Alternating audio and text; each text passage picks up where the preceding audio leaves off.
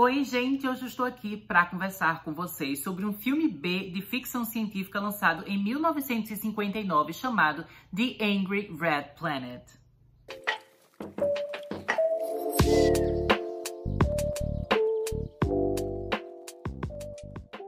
Quem me acompanha aqui no canal faz tempo, já deve ter percebido que existem 3 gêneros, principais, que são os que eu mais gosto e os que eu mais comento aqui no canal. Que no caso, gente, são histórias de terror, fantasia e ficção científica. E exatamente por eu amar bastante esses 3 gêneros, eu tava querendo começar a trazer aqui pro canal mais conteúdos, comentando obras antigas desse gênero, uma coisa mais retrô, uma sessão retrô, uma sessão que eu não diria nem que é nostálgica, porque a maioria desses filmes foram lançados em épocas que a gente não tinha nem nascido, Não só eu, mas também vocês estão me assistindo. A maioria a gente nem tinha nascido na época desses filmes, mas eu acho que seria legal a gente comentar aqui, até pra gente aumentar o repertório, aumentar a bagagem, a gente conhecer mais coisa, Eu sei que tem várias pessoas aqui do público do canal que têm interesse nesses gêneros, mas também não conhecem, vários filmes antigos, e eu também tenho filmes antigos que eu já conheço, mas tem filmes antigos que eu não conheço ainda, Eu quero aumentar minha bagagem, eu quero conhecer mais coisas, e eu acho, que fazer essa parceria com vocês, de tudo que eu assisti antigo, eu vim aqui comentar no canal, acaba sendo legal, tanto pra mim quanto pra você. A gente faz essa troca,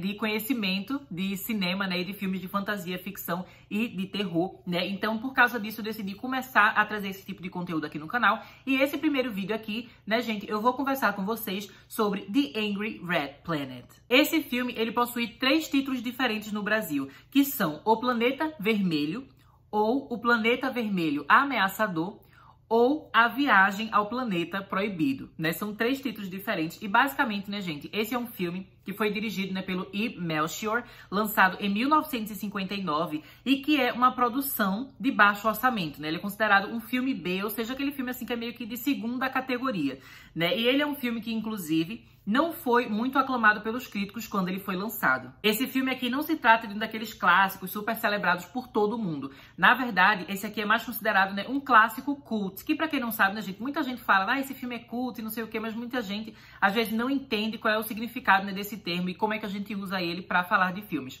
Basicamente, o pessoal considera um filme como cult, um clássico cult, quando ele é uma obra que no momento que ele é lançado, não necessariamente, os críticos e a mídia, de modo geral, eles vão aceitar e abraçar esse filme, Não necessariamente eles vão achar bom. Mas, com o passar do tempo, esse filme, ele vai acabar, tendo um cult following, que é como eles chamam em inglês, que é como se fosse, assim, um grupo de pessoas que vai se identificar com aquele filme, que vai ver qualidades naquele filme, e que vai ficar sempre recomendando ele, refletindo sobre ele, trazendo novas visões sobre esse filme e mantendo ele vivo dentro da cultura popular, Então, mantendo ele sendo uma obra que está sempre sendo discutida, sempre sendo vista e revista, Então, basicamente, obras cult, não são necessariamente filmes que a crítica gostou, mas filmes, que um público nicho específico, que gosta de cinema, que entende de cinema, eles acabam, fazendo com que essa obra consiga sobreviver, pelo passar dos anos e continuar relevante. E essa é exatamente a condição desse filme aqui, gente, de Angry Red Planet, porque ele é um filme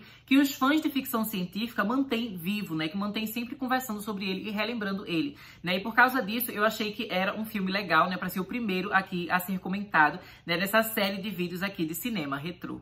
Mas então, vocês devem estar se perguntando qual é a história desse filme. Basicamente aqui, gente, a gente vai ter, o governo americano, eles estão procurando, um foguete que foi enviado, para Marte, e que tinha lá uma tripulação, que tinha cientistas, tinha um pessoal que ia pesquisar, investigar coisas sobre Marte, mas esse pessoal, ninguém sabe onde tá, eles não estavam encontrando esse foguete, até que eles encontram esse foguete, assim, que tá meio perdido no espaço, mas vindo em caminho da Terra, Então eles vão recuperar esse foguete, eles trazem pra Terra e eles veem que lá dentro, só tem 2 pessoas sobreviventes. Uma, é a Iris, que ela é uma cientista, inclusive ela é principalmente a personagem principal aqui do filme, Ela é a protagonista do filme, apesar de nos créditos ela tá em segundo lugar, Quem tá em primeiro lugar é o outro personagem que também sobreviveu, que se trata do capitão, que ele é um personagem, assim, gente, que apesar dele ter sobrevivido, a gente vê que ele tá num estado, assim, bem debilitado, A gente vê que ele tá com uma coisa verde, esquisita no braço dele, E que basicamente ele foi infectado por alguma coisa muito sinistra e misteriosa enquanto ele estava em Marte. Mas então, a gente vai acompanhar, o governo, e o pessoal, os médicos, e enfim, eles cuidando da Iris e tentando fazer com que ela lembre tudo o que aconteceu, né? Porque a experiência que ela teve foi tão traumática que, basicamente, tudo que aconteceu em Marte, né, meio que foi apagado da mente dela. Então, ela não tá lembrando direito. E eles precisam que ela lembre, né, pra ela contar tudo. Então, o filme, a gente vai acompanhar essa viagem deles a Marte, né, por meio de flashback, né? Ela vai contando pra eles e a gente vai vendo tudo o que aconteceu. Então, o filme vai mostrando pra gente, né, eles lá na navezinha, né, no foguete, mostrando como era o cotidiano deles ali, até o momento que eles chegam em Marte e algo muito horrível acontece. Um dos motivos, né, gente, desse filme ter se tornado um clássico cult, né, e os fãs de ficção científica comentarem tanto sobre ele, mesmo com o passar dos anos, é exatamente a forma como esse filme vai abordar o planeta, né, de Marte. Porque aqui, basicamente, a gente vai ter aquela coisa, né, aquela brincadeirinha, né, do planeta vermelho. E aí o filme, ele literalmente se torna vermelho. As cenas que se passam em Marte, né, elas foram gravadas em preto e branco e eles pintaram por cima, né, fizeram tudo ficar vermelho. Então isso acabava trazendo um visual super diferenciado, né, mostrando todas as estranhezas desse novo planeta. Eu devo, inclusive, né, gente, fazer uma referência aqui a um outro filme antigo que eu absolutamente amo e que é um dos meus favoritos desde que eu era criança, né? Que é O Mágico de Oz, que foi lançado em 1939, se eu não me engano, né? Acho que é essa data, né, que o filme foi lançado. E naquele filme, né, tem um momento que a gente tem a Dorothy, né? Que ela vive naquela terra ali que é como se fosse sem cores, né? Que é tudo tipo marrom e branco, né? Que não é preto e branco o mundo que ela vive, mas é tipo marrom, assim, uma coisa meio sépia. E aí ela acaba, né, indo pra Oz. E aí Oz é aquele deslumbre Technicolor maravilhoso, né, que é tudo colorido, assim, aquela coisa assim encantadora, sabe? Aquela coisa muito perfeita. E tem aquela cena icônica, né, dela abrindo a porta da casa dela, né, e vendo o mundo de Oz todo colorido, né? Eu senti uma vibe meio assim nesse filme aqui também. Mas, obviamente, né, não com a mesma maestria, não com aquela coisa, a mesma qualidade, a coisa maravilhosa que a gente tem no Mágico de Oz. Mas ainda assim, eu achei bem interessante o que a gente tem aqui no filme, né? Que é basicamente a mesma coisa, né? Do momento que eles saem do foguete, né? Que eles vão começar a explorar Marte.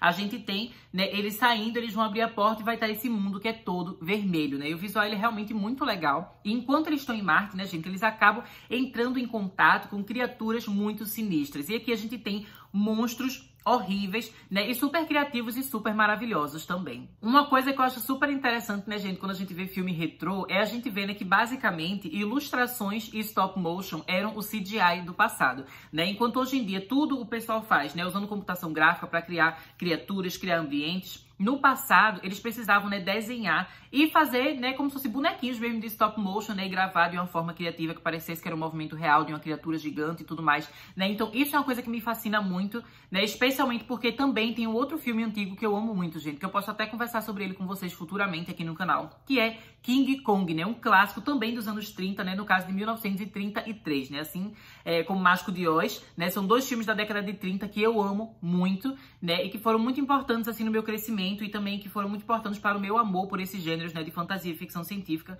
Então, eu amo muito, né, King Kong e o Mágico de Oz. Eu adoro que esse filme tem várias coisas, assim, várias similaridades. E, inclusive, tem um momento aqui, né, que uma das criaturas aparece e um personagem diz até que, esse aqui é o irmão do King Kong, né? Então, eu amei que teve essa referência aqui. Mas, mais uma vez, né, gente, eu lembro pra vocês que esse filme aqui não é aquela maestria, aquela coisa maravilhosa, tecnicamente falando, como o Mágico de Oz e King Kong, né? O Mágico de Oz e King Kong, inclusive, né, são filmes que são aclamados pelos críticos. Mas acontece, né, gente, que esse filme aqui, né, O Planeta Vermelho, ele foi um filme que, como eu já falei, ele teve um orçamento super baixo e, inclusive, ele foi filmado em apenas 10 dias. Isso é muito pouco, gente. Então, assim, é um filme que, apesar da situação em que ele foi feito, né, e como era precário toda aquela produção ali, eu achei que o resultado final ficou super legal, né, e as cenas dele no planeta de Marte é muito incrível.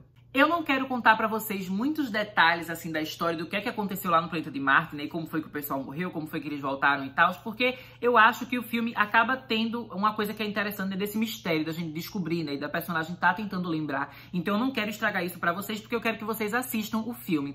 Mas eu devo dizer, né, que uma coisa que eu também achei super legal é que esse filme acaba tendo meio que uma mensagem, assim, né, social, uma coisa pra gente pensar no final, né? Então, toda essa aventura de Marte acaba trazendo pra gente um certo ensinamento. E eu acho que isso é uma coisa super legal, né? Porque eu vejo muito, gente, que, assim, histórias de fantasia, de ficção científica e tudo mais, elas têm muito como se fosse, assim, origem no que antigamente, né, muitos anos atrás, eram os contos de fadas, eram as lendas, eram aquelas coisas que as pessoas contavam umas para as outras, que isso também é uma coisa que me fascina muito, gente. Eu amo contos de fada, eu amo lendas, né? Então a gente vê que muitas daquelas histórias, elas tinham, né, uma mensagem que eles queriam contar. Vários contos de fadas tinham uma mensagem, sabe? Tipo, o Chapeuzinho Vermelho era uma história que era contada para as crianças, né, para meio que impedir que essas crianças sofressem abuso, sabe? O lobo mau, ele representa um pedófilo, sabe? Isso é uma coisa que o pessoal que estuda contos de fadas e tudo mais, eles comentam, né, que vários contos de fadas, né, e fábulas também, elas têm um ensinamento, elas têm uma mensagem, só que aí eles fazem essa mensagem, né, de uma forma que é meio que alegórica e metafórica, né? Então eles criam personagens e criam elementos assim fantasiosos para falar de uma coisa que é super real, né? Então tudo que a gente vê, tipo o lobo mau, não é um lobo de verdade que fala, sabe? Não é isso, ele representa um pedófilo no mundo real, né? Então tudo que a gente vê dentro da fantasia acaba representando algo, né, real. E eu acho muito legal que a gente vê isso nesse filme aqui, né? Então esse filme, por mais que tenha essa coisa, né, da fantasia, da loucura, assim, uma coisa meio camp e bizarra, daquelas criaturas, né, os bichos de stop motion, no fundo, tem uma mensagem interessante, uma mensagem legal que o filme quer passar, né? Isso, inclusive, é uma coisa, né, que continua até hoje nos filmes de ficção científica e de fantasia, né, gente? Eu posso até citar, por exemplo, o filme Alien, o Oitavo Passageiro, que a gente sabe que esse filme, né, inclusive eu já comentei aqui no canal, não sobre ele, né, eu comentei sobre Aliens, o Resgate, mas acabei falando um pouquinho sobre o primeiro filme também naquele vídeo. E aí eu acabei comentando com vocês, né, que o filme de Alien, ele tenta trazer uma reflexão, né? Ele busca trazer uma reflexão sobre abuso sexual, né? Colocando o homem no papel, né, da pessoa que vai ser a vítima e a Ellen Ripley no papel da pessoa que é a heroína, né? Então ele meio que tá trocando ali, né, os papéis de gênero, né, de certa forma, que normalmente estão associados com essas narrativas, né, de abuso e de violência sexual, né? Então tem uma mensagem ali por trás, não é simplesmente um alienígena bizarro matando todo mundo, sabe? Tem uma coisa ali por trás. A mesma coisa é Avatar, né, gente? Avatar não é simplesmente um filme com um bando de gente azul. Avatar é um filme que ele tem mensagens, né, anticapitalismo, anticolonização, né? Então, assim, tem uma coisa mais profunda por trás, a mesma coisa, né? Tudo em Todo Lugar ao Mesmo Tempo, que recentemente, né, ganhou o Oscar de melhor filme, né? Que é um filme que vai falar sobre o multiverso, né? Também é de fantasia e ficção científica, mas que ele tem várias mensagens, né, gente? Sobre a vida e sobre o motivo da gente viver, sobre a importância das relações, a importância do amor, a importância da família, a importância de você não estar sozinho no mundo, sabe? De você ter uma pessoa com você, de você apoiar alguém, da pessoa lhe apoiar, sabe? Então, essas histórias, elas são bem fantasiosas, bem malucas, mas a essência delas, né, costuma ser uma coisa muito humana e muito real. Inclusive, né, gente, até falando sobre isso, eu queria aqui indicar pra vocês uma música da banda Arctic Monkeys. Eu não sei se vocês conhecem essa banda, provavelmente vocês conhecem, que ela é bem famosa, né? Mas caso vocês não conheçam, vão conhecer lá, que é incrível. E eles têm uma música que se chama Science Fiction. E eu amo essa música, porque essa música, ela meio que traz algumas coisas, assim, umas mensagens, que é exatamente o que eu acho que a ficção científica é, né? Tem um momento, assim, que eles cantam que, né, ele quer passar uma mensagem, né, de paz e de amor, mas de um jeito que seja sexy, de um jeito que seja interessante, né? E é exatamente isso que é fantasia e ficção científica, sabe? Essas histórias que têm essa essência humana, mas que eles contam de um jeito que é super divertido, super legal, super criativo e que acaba tornando uma mensagem que poderia ser piegas e brega numa coisa, né, que é mais sexy, mais atraente. Mas então, né, gente, acho que tudo que eu precisava falar sobre esse filme, eu meio que já falei aqui, né? Como eu falei, assim, eu não quero entrar em muitos detalhes, porque eu quero que vocês também assistam esse filme, né? Esse vídeo aqui é pra ser mais uma porta de entrada, pra eu apresentar esse filme pra vocês, mas eu quero que vocês assistam, porque vale muito a pena a gente conhecer, né, essas obras mais antigas, né? E ver também como vários elementos de filmes que a gente ama hoje em dia já estavam presentes em obras como essa aqui, né? E além disso, pra quem gosta de cinema, né, gente, é sempre uma coisa muito inspiradora você ver um filme como esse, né? Com baixo orçamento, que foi filmado em 10 dias, né, ter coisas tão criativas acontecendo. Eu, particularmente, né, que amo fantasia, ficção científica e tudo mais, e eu tenho vontade de algum dia trabalhar com arte, né, e trabalhar, inclusive, com filme, com cinema, né, eu fico muito feliz vendo uma obra dessa, né, e acaba me dando mais vontade de criar e mais vontade de fazer coisas, né, eu acho que é um sentimento muito positivo que o filme deixa comigo. E então, né, gente, dessa forma eu vou me despedir de vocês, né, deixo vocês por aqui, até mais!